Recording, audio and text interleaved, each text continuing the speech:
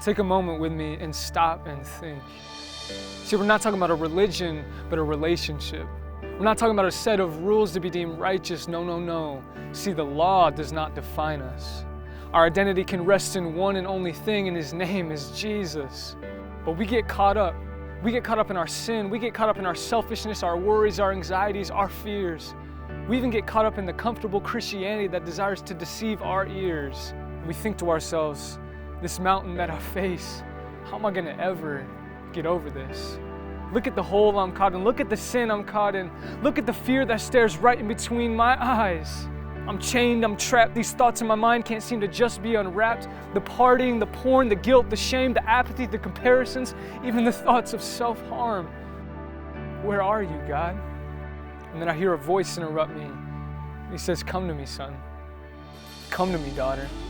And just lay it at my feet. Just lay it at my feet. Hold up, let's take a moment to rewind and come back to the truth. So we think to ourselves, oh God, He won't come through. He can't relate, He doesn't understand, it's not even a debate. But the reality is that same God said, I love them so much that I would become one of them.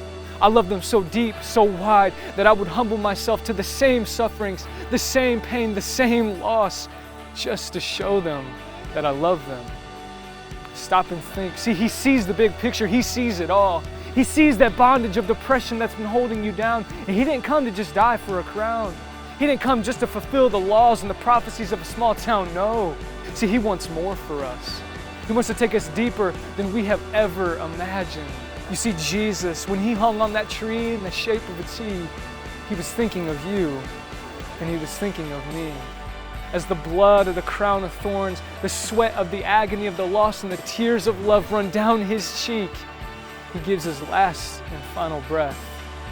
And at that moment, the curtain of the temple was torn into two from top to bottom. The earth shook and the rock split. And in one moment, eternity would never be the same because the way was made. No longer do we have separation from God because Jesus is here. He's alive and He's amongst us.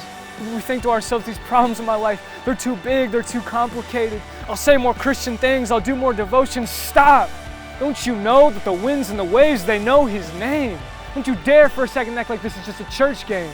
You see, Jesus, He's not basing our worth off our performance, but rather He just wants to be with us. It's about time that we change our perspective, because when that curtain of the temple was torn into two, it realigned our view.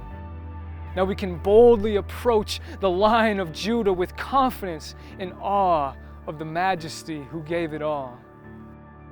Take a moment and stop and think.